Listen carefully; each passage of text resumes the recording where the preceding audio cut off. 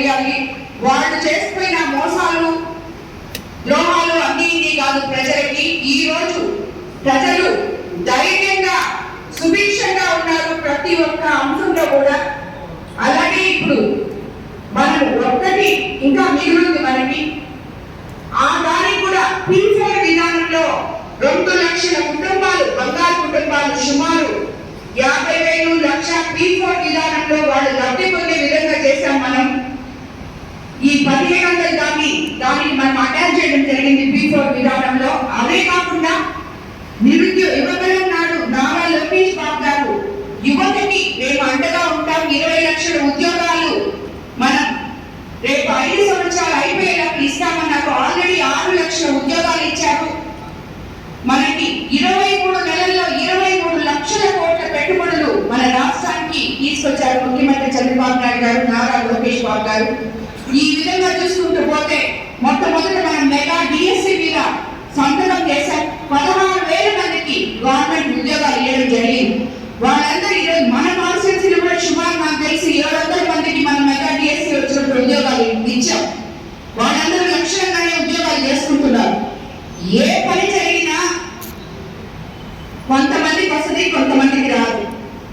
అది వాళ్ళ అర్హతను బట్టి, వాళ్ళ దాంట్లో పాల్గొన్న దాన్ని బట్టి, వాళ్ళ మార్క్స్ బట్టి, వాళ్ళ కెపాసిటీని బట్టి ఉంటుంది.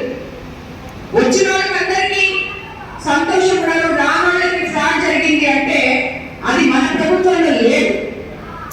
మనం మాట్లాడుకోవాల్సింది గత ప్రభుత్వంలో అవసరమైన వాళ్ళకి ఈడు ఇవ్వకుండా అవసరం లేని వాళ్ళకి ఈడు ఇచ్చిన వాళ్ళు వీళ్ళు, అవసరంలో ఉన్న వాళ్ళకి పెన్షన్ ఇవ్వకుండా పెద్ద పెద్ద బంగ్లాలో ఉన్న వాళ్ళకి వైఎస్ఆర్సీపీ పార్టీ అని చెప్పి పెన్షన్ ఇచ్చిన వాళ్ళు వీళ్ళు.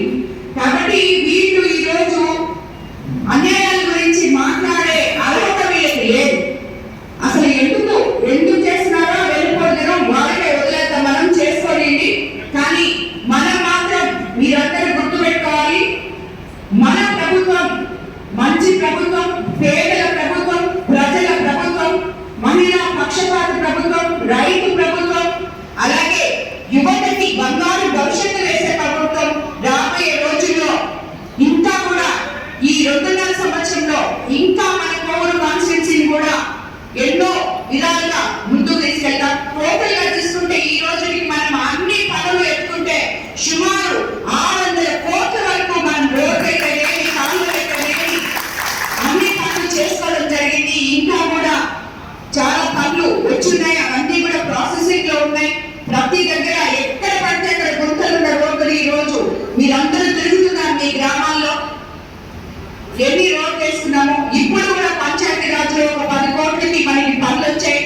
సో లింక్ రోడ్లు అన్ని కూడా రాబోయే రోజుల్లో కంప్లీట్ చేసుకుంటాం. అలాగే ఎన్నో హెల్త్ సెంటర్లు ఇచ్చాం, ఎన్నో ఆగిపోయిన పంచాయతీ బిల్డింగ్స్ కంప్లీట్ చేస్తాం. ప్రతి ఒక్క డిపార్ట్మెంట్ లో మనము పనులు చేసుకుంటున్నాం. అభివృద్ధి ప్రజలకి కళ్ళకి కనిపించేటట్టు మనం చూపిస్తున్నాం. కాబట్టి మనం అందరం కూడా ఎప్పుడు మన ముఖ్యమంత్రి చంద్రబాబు నాయుడు గారికి, అలాగే యువ నాయకుడికి నారా లోకేష్ బాబు గారికి రుణపడి ఉన్నాం. ముఖ్యంగా మన నెల్లూరు జిల్లాలో 1,00,000 కోట్లతో BPCL ఎంపీ గారు, అలాగే మన నారా చంద్రబాబు నాయుడు గారు, యువ నాయకుడు నారా లోకేష్ బాబు గారి ద్వారా రావడం జరిగింది. మన కోవూరు కాన్స్టిట్యూన్సీలో 13,000 కోట్లతో పెట్టుబడులు వచ్చాయి. రాబోయే రోజుల్లో మన బిడ్డలు ఎక్కడికి వెళ్ళక్కర్లేదు. యువకులంలో ఆ రోజు నారా లోకేష్ బాబు గారు అదే చెప్పారు, మన బిడ్డలు బయటకు వెళ్ళక్కర్లేదు, ఉద్యోగాలు మన దగ్గరికి రావాలని. అది ఈ రోజు చేసి చూపించారు. అది మన కాన్స్టిట్యూన్సీ దానికి ఎగ్జాంపుల్ అని కూడా నేను మీకు అందరికీ తెలియజేసుకుంటాను. ఎందుకంటే 30 సంవత్సరాల నుంచి పక్కన పడిపోయిన ఈ కిసాన్ సెస్ని కదలిక తీసుకొచ్చి ఈ రోజు 13,000 కోట్లు 23 నెలల్లో ఫ్యాక్టరీ తీసుకురావడం అంటే అది చిన్న విషయం కాదు. ఇవన్నీ కూడా ప్రతి ఒక్కరూ గుర్తు పెట్టాలి. యువత అంతా కూడా కలిసి రావాలి అని చెప్పి మీకు అందరికీ నేను తెలియజేసుకుంటున్నాను.